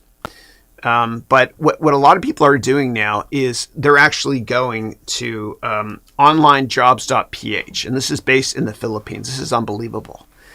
And you can hire somebody to do anything here. So if we go to web development, for example, these are all university educated people, bachelor's degrees, etc. So you can hire this person for $3.42 per hour, $6 per hour. It's unbelievable. And what some people do, not me, but what some people do is they hire 3 people at the same time, and they tell them, we're going to keep one of you. And they just stick with the one that's most productive. But this is incredibly deflationary. Yeah, amazing. All right. Okay, next question is, can you please list factors for startup success and talk about it? Yeah, absolutely. So in my MBA degree program, what I actually have is, in the 3rd semester, I have a venture capital boot camp. And what I do is I teach you how to write a business plan, and I give you the business plan as well, and you answer about 800 questions. And what comes out of that is your business plan, as well as your slide deck. Yeah. And failing to plan is planning to fail. And most people don't write a business plan. Even if you already have a company, you still need to write a business plan. Yeah. And if you don't write a business plan before you start a company, you could destroy your wealth, your health, your relationship with your loved ones, etc. So what I tend to look for in a business plan is, number 1, a massive total addressable market. There's no point in starting a company in a tiny, tiny market. In fact, Kleiner Perkins, a great venture capital firm that was one of the first investors in Google, Amazon, etc. I partnered with them when I worked in VC. And a friend of mine that worked there named Paul Ye, last name Y-E-H, I think he's no longer at Kleiner. You can search him on LinkedIn, good guy. But he told me that before Kleiner invested in a startup, they would make sure, among other things, that the total addressable market is at least $20 billion. And the reason is because in the unlikely event that a company gets 5% share of a $1 billion market, then that means 5% share of a $20 billion market. That means $1 billion in annual revenue. So number 1, make sure the total addressable market is massive. You also want to use various other frameworks to analyze the market, including the SWOT analysis, where you look at strengths, weaknesses, opportunities, and threats. You certainly want to understand if you have a moat as well, meaning are there barriers to entry, something to protect your IP, or are you entering into a commoditized market? Yeah. And there's many other factors as well that are highlighted in the Venture Capital Bootcamp portion of my MBA program. And for those you already signed up for my silver, gold, or platinum or diamond MBA program, the Venture Capital Bootcamp is in E3-1 through E3-5. And that means Entrepreneurship Semester 3, Class 1, through Entrepreneurship Semester 3, Class number 5. Yeah. And then Russell wrote, how can I get back into the finance industry if I've been out since 2008? Yeah. Networking. It's the only way. And every time, people on this call, every time you see a job opening online, if you apply for it, you have literally a 1 in 250 chance of getting that job. And ultimately, the person that gets that job knows somebody at the company. So that's what you have to do. If you want to get back into the workforce working in finance, you got to set up a ton of networking meetings, which I teach you in my MBA program, or you can just go to my website and download this book for free. Yeah.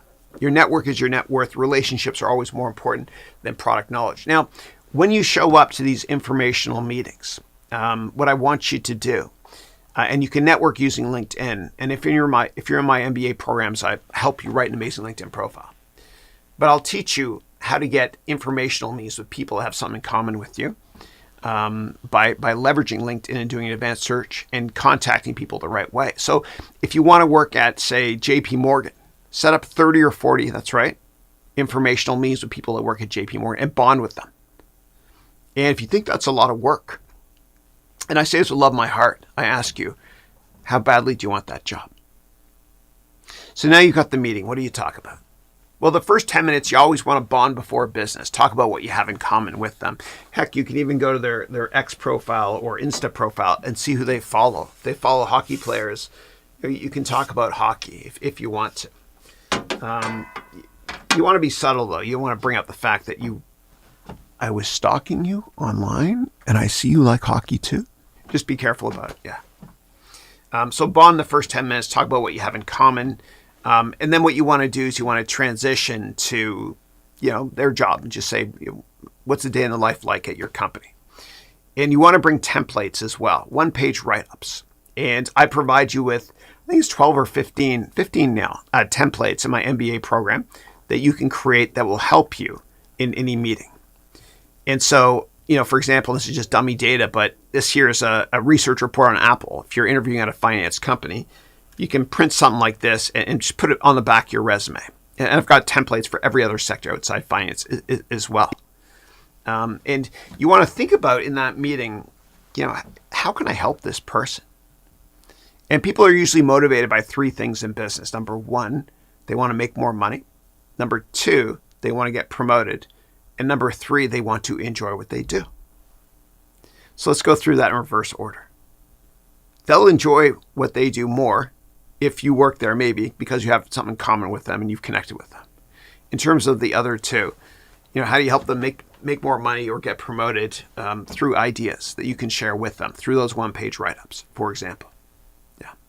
Another template I provide is if you're meeting with somebody in sales, what you can do is this. You can network like crazy and meet with 5 potential customers that could be customers of that person you're meeting with in sales. And when you go to that informational meeting, you could say, thank you so much for your time. I actually did some research and I found 5 people that I'd be happy to introduce you to or that might be good, customers of yours. Here they are. Who does that? Nobody does that. But if you want a job badly, you have to do that. Now, another thing you can do is write a book.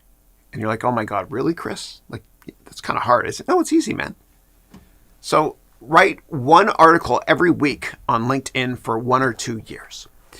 Then what you can do is you can take all those articles over 1 or 2 years and publish it in a book. And that's what I did with this book here. And I'll give you the template for it as well. And the reason I bring this up, the so what moment, is because in your informational meeting, bring your book and give it to them. It costs you nothing if you self-publish. It costs me nothing. So I'll show you how to do it. So all you got to do is go to harounmba.com/write-book, all lowercase write book. And here's the template. It's real simple, okay? 1 page of instructions on how to publish it on Amazon Kindle, Amazon Print, CreateSpace, as well as Audible, ACX. And you download this, which is 6 inches by 9 inches, the same template I just showed you. And you update all the stuff in it. And then you right-click here and you select repaginate and you're done. It's that easy. Yeah. Okay. Next up, Eric wrote, hey, Eric. Eric wrote, the top management is the most important for determining an investment or no investment. How do you do a management analysis? Yeah. So you want to make sure that the management team has been successful in the past. The head of sales, as well as the CEO, and to a lesser extent the CFO. And what you can always do is you can go to the 10K, meaning the annual report, and you can read up on the management team. Who's the CEO and where have they been historically? You can also look at their track record by going to LinkedIn to see where they worked in the past. And if they were CEO at another company, you can always run a regression analysis in Excel, which I teach in my MBA program, to figure out how their stock did relative to the markets when they were CEOs, for example. And you also want to go with your gut in terms of, does this CEO make me excited? What does that mean? Well, can they sell? And you want to look for qualities that Sir Richard Branson has, who oozes positivity. Or Mark Benioff, who sold a really boring product called cloud computing to the masses and made it exciting. So you want to make sure they can sell. And there's other things you can do as well that I outline in my MBA program, like you can go to glassdoor.com to see how the management team scores, etc. Yeah. Okay. All right, next up, Russell wrote, it's the same questions before you. Okay, and then Eric wrote, before buying a municipal bond, how do you check on the government? Yeah. So when you invest in munis or municipal bonds, one of the great things about doing it is you don't pay federal tax, right? And so it's a good deal. But what you can do is you can check the rating. And so Fitch, Moody's, and S&P will rate it. And the rating systems are slightly different, but you want to make sure that the bond is rated well above A level. Right, like AA or maybe AAA, which is tricky with munis. Yeah. Now, with municipal bonds, you can lose every penny too if the municipality goes bankrupt, which happened in Southern California in a region called Orange County just over 10 years ago. Yeah. So from a diversification perspective, as always, don't make any one investment more than 5% of capital. All right. And if you want to learn more about munis, what you can do is you can watch a vlog that I made on billions on bonds. And in that vlog, I talk about the municipal bond for a company called Ice Juice. It's a muni. Yeah. And the investment bank that did this deal was Morgan Haroun Sachs. And I even made this as well, Ice Juice. I have a lot of fun with these things, yeah. All right. All right, next up, K347 wrote, what is the best way to join a big hedge fund if I've worked at McKinsey for 2 years, but only have investment banking internships, but no full-time experience? Yeah. Okay, gotcha. Okay. So probably in undergrad, you did an investment banking internship, and then you worked 2 years after undergrad at McKinsey. Yeah. It comes down to networking. Yeah. And McKinsey is a great brand to have. But when you're interviewing or networking with people that work at hedge funds, they're going to think, okay, your consulting experience, yeah, maybe you'll understand the qualitative aspect of analyzing companies. But what about financial analysis? Yeah, maybe you did some stuff in investment banking, working on models. It was just an internship. But can you pick stocks? So what I recommend that you do is I recommend that you set up informational meetings by leveraging the McKinsey Alumni Network, for example, or do an advanced search on LinkedIn on McKinsey graduates that work at Tiger Cubs, meaning fundamental focused hedge funds. And I can go into more detail who they are if you want me to. Then what I want you to do is when you set up these informational meetings, I want you to bring a one-page write-up on mini stocks, like the one I showed a couple minutes ago on Apple with dummy data.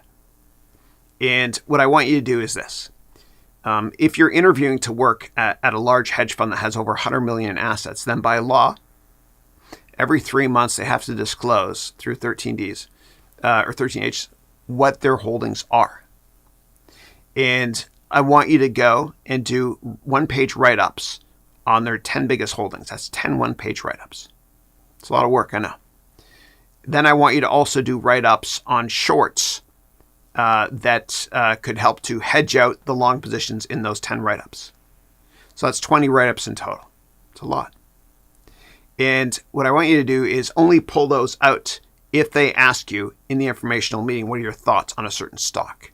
Now, from a psychology perspective, Sun Tzu always said in The Art of War, every battle is won before it's been fought. So if somebody is interviewing you or doing an informational meeting with you that works at a hedge fund, what stocks do you think they're going to ask you about? Probably the ones they own, which is publicly disclosed. And so depending on what stock they ask you about, you could say, oh, that's a great question. Actually, I have a write-up on that. Can I pull it out? And they'll be like, yeah, sure. And then you go into your bag and you've got the 20 write-ups. So you find the one on that topic and you give it to them. Okay. And on the other side of that one-page write-up is going to be your resume. And what's probably going to happen is like nobody does that. So it looks like this is just dummy data here, right? Outlines fundamentals, valuation, technical analysis. Don't include technical analysis if it's a fundamental focused hedge fund. That's why you can hide it down there. But yeah, that's what I would do. And then what's going to happen is that piece of paper, they're probably going to leave it on their desk for a while. And somebody's going to walk in and say, oh, what's this? Yeah, we have a big position in the stock. What is this? And the dude's going to be like, oh yeah, I just actually had this meeting with this nice guy from or girl from McKinsey who did a write-up on it. Yeah. This works. All right. And then McFlash, I love your picture, man. That's Bill Gates when he got arrested, when he was, I think, 20 years old in Albuquerque for speeding. That's so funny. I can see the image you got there. That's cool. Yeah. So McFlash, not to be confused with McLovin from The Best Movie Ever. What movie is that from? So McFlash wrote, what are your thoughts on retail trading? Yeah. Yeah. I say this with love in my heart. I don't think it works. And the reason why it doesn't work is a couple things. Number one, we can't name a successful trader that's made money in a short-term horizon over and over again. Number two, the market tends to move for random reasons outside of our control. And so every single month has 20 weekdays, meaning 20 days the market is open. And what makes stocks go up or down are random events that we can't forecast, like geopolitical stuff, like saber rattling between, Biden and Putin, or an unemployment data mess up, which was released on Wednesday of this week, that I talked about earlier. Or, one semiconductor company blew up and had awful earnings, which impacted the entire tech sector. So I would be very, very long-term focused always. As Warren Buffett says, the longer the view, the wiser the intention. Yeah. And I say with love in my heart as well. Yeah. Okay. All right. Next up, Manas wrote, can a real estate investment trust, which backs crypto tokens, be possible in the future? Even if the white paper is available and other due diligence is done, just asking hypothetically. Yeah. I mean, technically it could, because the blockchain is basically just a digital ledger of what is owned. It could be structured that way. I wouldn't invest in it, only because I only like to invest in things where I can actually get an investment offering memorandum. Yeah. And I've said this for many years. When it comes to cryptos, I don't want people to put in more than 5% of your liquid net worth in cryptocurrencies. And I also don't want you to put in more than 0.5% of your liquid net worth in any one crypto. Yeah. Yeah. Just too risky. And most of them are a scam. Yeah. Okay. And then James wrote, I need the book template. Yeah. So just go to harounmba.com/ all lowercase, all one word, write book. Yeah. And if you have issues getting it, let me know. Thanks. Okay. Mateo, how are you? Mateo is in my gold MBA program, my 9th gold 1-year MBA program. And the 10th will launch next January. And he's based in Italy, and he's 25. Yeah. You wrote, hey, Chris, what would be the best way to get in touch with you privately? Yeah. It's hard. I can't. Just you can always ask me questions on our weekly gold calls if you want to. Yeah. Yeah. Or you can join Platinum, which starts next year as well. I'm so sorry to do that, but it's just I have 2 million paying students in every country. It's just too hard for me. Yeah. Or what you can do is this. This goes for everybody in this call. You can have a different YouTube name, or just, some other, change your name and ask questions here, or ask in generic ways. Yeah.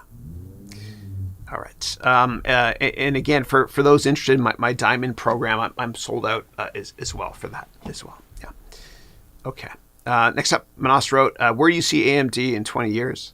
I know it's too long-term and difficult, but will it beat NVIDIA anytime since it's acquiring crazy? Yeah, and I saw their $5 billion AI acquisition a couple of days ago. Look, I think there's more room in the AI chip space than just one company, NVIDIA. I think it'll still be around. I don't currently own it, but I don't see why it wouldn't do well in the long run. Yeah. And if they have issues, I'm sure it'll get acquired by somebody. Yeah. Yeah. Maybe Intel will buy it. Intel's has massive issues right now. Intel actually, if they wanted to buy NVIDIA years ago, antitrust would not let them. Yeah. All right. And then Manas wrote, thank you for everything, my mentor. God bless you and your family forever. See you next week and forever. Thank you. Thanks so much. Yeah. Okay. And then Eric wrote, a few banks have one, huge uninsured deposits to insure. 2, high amounts of bad loans. And 3, heavy in office real estate. How would you respond if you got this information across your desk? Yeah, let me do it in reverse order. Yeah, commercial real estate, I'm not a fan. And the reason is because the pandemic has kind of taught us that we don't have to go into big cities to work, right? And I think if the internet and Zoom was created before big cities, we probably wouldn't have big cities. If you think about it, take a step back, it's moronic to waste 2 hours of your day in traffic, hurting the environment, hurting your body because you're not exercising, and driving into a big office tower that costs a lot of money to park, etc. It just doesn't make any sense at all. So I'm not a fan of commercial real estate. In terms of the bank having a high amount of bad debt, bad loans, I'd probably read the footnotes in the annual report to see what these non-performing loans are as a percent of the outstanding debt that the company has exposure to. And then in terms of huge uninsured deposits, I'd find out why. And maybe the bank's not located in the United States, which means it doesn't have FDIC insurance. Yeah, doesn't sound like a very good investment to me, unless you're looking to short maybe. And even then, you got to look at the short interest ratio much more. Yeah. Okay, and Jason, who's a platinum student of mine from Houston, great guy. Jason wrote, the MBA course easily pays for itself if you apply the knowledge. Thank you. Love you, man. Thank you. And I always tell my students that I can take you the water, but I can't force you to drink. And Jason has inspired all of us. He's now a top voice on LinkedIn as well. And his consulting business is kicking butt. He's a good dude. And he's got the most dope picture ever on his wall of Nolan Ryan. Yeah. Don't mess with Texas, right? Okay. Moving on to David Payton, who's also in my class that started in May, who wrote, hey, Chris, now in the January 24 Platinum Haroun MBA program, it was my first MBA coming from a BC school. The Haroun MBA is the best value and a great experience. Thank you. Appreciate that. Thank you. And then you wrote, it'll be the best personal and business experience that you will ever make. Thank you. It touches my heart. I appreciate that. Thank you. And I do what I do because I love it. Yeah. Yeah. And for any of us out there, one way to think about your jobs is if you really think that you're helping people with your product or service, then it can kind of make you feel like you have a passion and not a job at all. And if what you're doing is not helping to enhance somebody's life, then consider switching jobs or starting a company that will help to enhance people's lives. Yeah. And if anybody's looking to make a career change, I'm here to help with that as well. Always. Yeah. Okay, Sarthik wrote, hi, Chris. I've just started your MBA course on Udemy. Can you please guide me on how to proceed? Yeah, no, thank you. So I have a course on Udemy I published in early 2016 called An Entire MBA in One Course. It's a 7.5-hour course. I think about almost 500,000 people have bought it now. The MBA on my website, which is harounmba.com, I think it's close to 500 hours. So it's very different. Yeah. But I hope you enjoy that course. And regardless of where you buy my courses, meaning Udemy or my website, every product I have always has a 30-day, 100% money-back guarantee. And I always say, if you're not getting like a 10 times return on your investment in the first 30 days, please ask for a refund. Yeah. And my refund rate is about 1%. Yeah. Okay. All right, next up, Kwok wrote, hey, Chris and everyone. And if I mispronounce anybody's name, please let me know, and I apologize profusely. You wrote, I'm joining Chris's course about MBA and cryptocurrency on Udemy. Thank you. which are very interesting courses. I love how Chris honestly admits his love for gaming in his office hours. Amen. Dude, I'm telling you, man, when GTA 6 comes out, I'm not holding these calls for like 1 or 2 months. See ya, but I wouldn't want to be ya. Like, I'm gone. I'm going to be nerding out playing. I can't wait. And in terms of video games, for me, in my downtime every day, I play SimCity.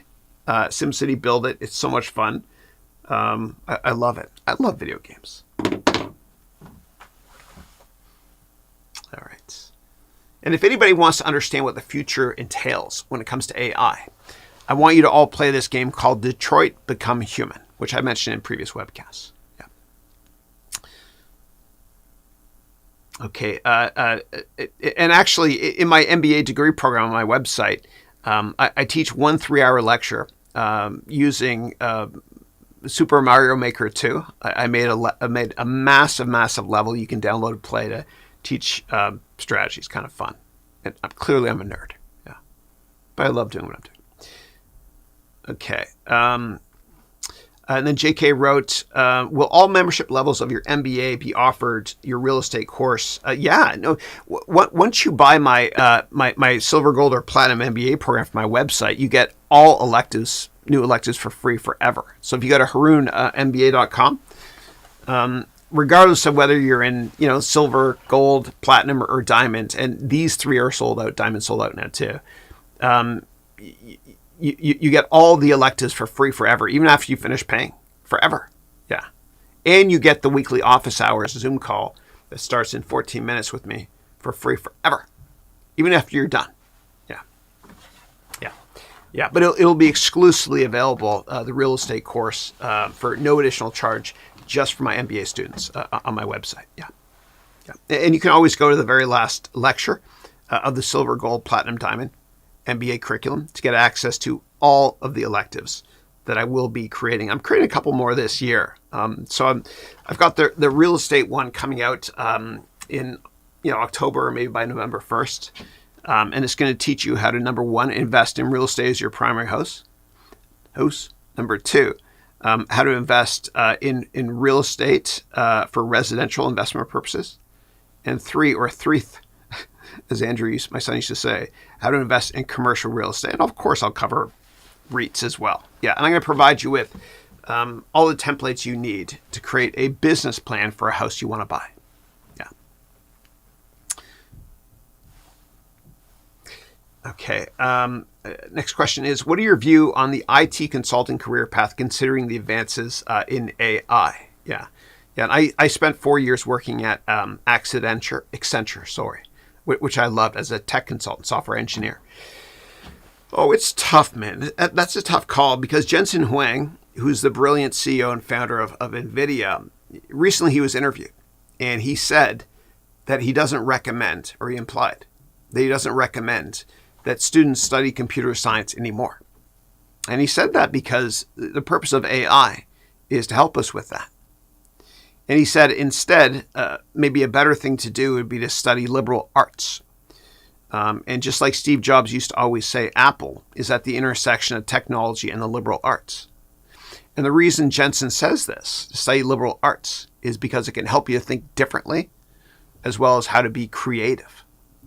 And Jensen Huang also said that in his opinion, he thinks the U.S. educational system will surpass the rest of the world in upcoming decades because in the United States, unlike other regions, I'm not saying this is right or wrong, but in the United States, unlike other regions of the world, in the United States, you don't pick a major in school until sometimes the 2nd or 3rd year. And so you're kind of a liberal arts student initially. And that can help you be more creative as well. Yeah. Yeah. And I'm certainly not taking my MBA degree program down that path. I'm going to teach you all the technical skills you need. I'm also going to teach you all the business skills you need. And whenever new social media platforms or technology platforms are created, I'm going to work around the clock and add them as electives to my MBA program. Just like last year, I added a bunch of AI electives at no cost for my MBA students. Yeah, yeah. And as I think about my kids, they're older now, but their jobs might not have been invented yet, and the way they communicate with each other might not have been invented yet. And we love the color blue. That's good. So when new technologies are created that I think can help your career like it might help theirs, I'll quickly add it to the curriculum as well. And if you ever meet me in real life, I'm a very, very tiny man. Man-child that loves gaming. Yeah. And the coolest thing about having kids is when they get to an age and they're like, Daddy, can you help me with this level in, Super Mario Galaxy? And you're like, oh, fine. Yeah, it's the best. And for those of you who don't have kids yet, you won't understand this. But you're going to realize true happiness in life when you hold your child for the first time. I can't explain it. Yeah.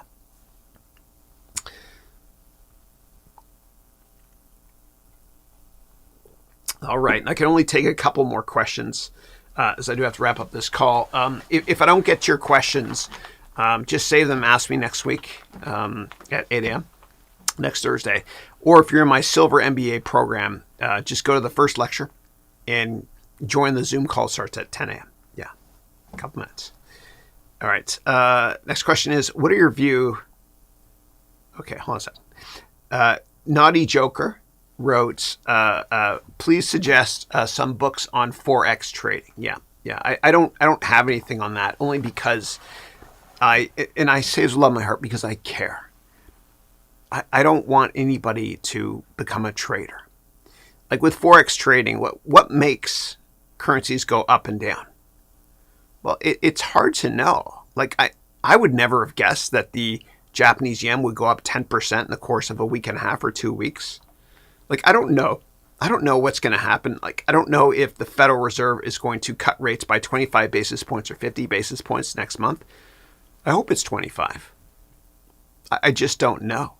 And so, in effect, if we try to trade, we get fooled by randomness. And I know this upsets some people when I mentioned that. But just please, hi there, please don't day trade. It will all end badly. I promise you it will. And I say that with love in my heart. Be a long-term investor. Yeah. And think about stocks historically that we've all owned. You look at the chart, it looks like this. If we held on, we'd be worth a lot. But for some reason, we freaked out here and we sold. And now it's up here. So I'm telling you, I don't care what the path is. I only care about the destination. Yeah. Okay.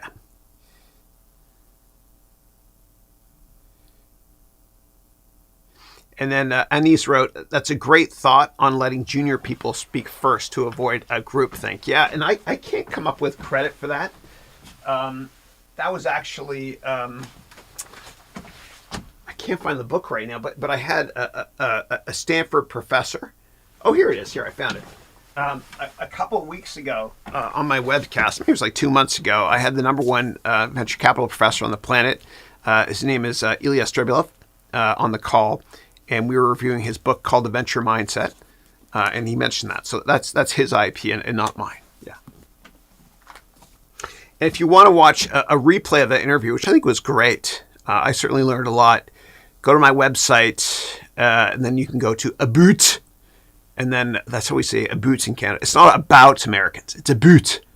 Then you click here, weekly webcast. And then you can scroll down and you'll see him somewhere. Here he is here. Yeah, right here. Yeah, this is a great webcast. That was back in May. Yeah, and within on now too. I think it's within an hour or two of my weekly webcast being done. What happens is John Klee, who is one of my students, now works with me, great guy from Rochester, New York.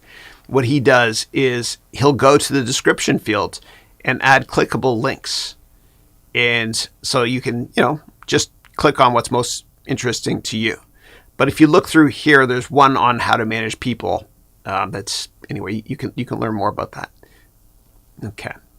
And this is part of my workflow as well, so that we can repurpose everything so it can go directly on TikTok and Insta and other places. I don't like Facebook. So Warren Buffett. Yeah. So let me go here. And the guy that does my TikToks, great guy. if you guys want to hire him as well as a contractor. His name is Gianmarco Lubiana. Great guy. Great guy. Yeah. Yeah. Actually, let me get the exact spelling of his name. Give me 1 second, guys. Alexa, kindly be quiet. And I'm always polite to her. Yeah, it's Gianmarco Lubiana. Yeah, last name is Lubiana. Great guy if you guys want to hire somebody to help with your TikToks too. Yeah. All right, a couple more seconds here, and then I'll wrap up this call. Okay, Connie. Hey, Connie. Connie wrote, hey, Chris, hope you're having a good day. Likewise. Just want you to know I'm currently too full on my schedule. That's why I have not signed up for the MBA course, but I will just let you know. All good. All good. Take your time. There's no rush. And I think there's going to be, I think we're doing a sale, actually. Yeah, I think we're doing a sale. What's the date today? I think it's going to be next week. There's going to be a back to school sale. And my marketing director is killing me for saying that, but I have to tell you that. Yeah. Yeah, but there's no rush. It's not going anywhere. And I'll keep the prices. I know I raised prices, earlier this year, but I'm not going to raise them next year. So there's no rush at all. Yeah. All right. And then Anise wrote, thank you for such a wonderful session. Cannot thank you enough for all the fluent explanations you give. God bless you. Thank you. God bless you more. Yeah. And thank you for being here too. Okay. Hey, David, how are you? David Showers in my Silver MBA program. I have the pleasure of talking to him every Thursday at 10 a.m. Meeting in a couple minutes. David wrote, I love the office hours, Chris. I always learn something. For those on here who are not your students, become one. The Silver MBA was the best business decision I ever made. Thank you. I appreciate that. Thank you. Thank you. All right. And I love that side project you have as well. God bless you for that. And then Kay wrote, thank you, Chris. I appreciate it. Can you share your stock one pager with us? It's available in my MBA program. Yeah. Okay. And then Ijebu wrote, Chris, will your real estate elective be US based? No, it's going to be global in nature. Yeah. So everything I teach is generic enough to apply to every country in the world. There might be different tax considerations based on where you're located. Like, for example, outside the United States and outside of Switzerland, you cannot write off the interest on a mortgage. But I'll make sure that is clearly mentioned. In fact, when you take the real estate elective as part of the MBA program, during the first class of that elective, you open up a spreadsheet. And in the spreadsheet, one of the first questions I ask you is to click on a drop-down box and select your country. So everything is always taught with a massive total addressable market in mind. Yeah. Yeah. Okay. Oh, Irina, how are you? Great to see you. Who wrote, that's true. My niece at Stanford changed her major twice in 2 years. First politics, then information technology. Excellent. And I was just thinking of you, actually, when I mentioned Switzerland, because I know that's where you're based as well. Great to see you. And I'm looking forward to our call. I think we have one later today, I think. Yeah. If not today, tomorrow. Whenever it is on the schedule, I'll be there, I promise. It's always a pleasure talking to you. Okay, great. All right. All right. I see there's more questions. I'm going to wrap it up now, though. If you guys have more questions, just ask me next week at 8 a.m. Or what you can do is you can go to my website, which, if I can spell, is harounmba.com. And then you can click here on MBA FAQs. And then you can sign up here for my Silver MBA. And then join me in 1 minute. I got to go on the weekly Zoom call for Silver students. All right, guys, God bless you. Thank you, everybody, for your time. I'll see you next week and every single week forever at 8 a.m., except for the first week of October, because I'll be in Kenya building the school for girls. I'll see you soon. Thank you.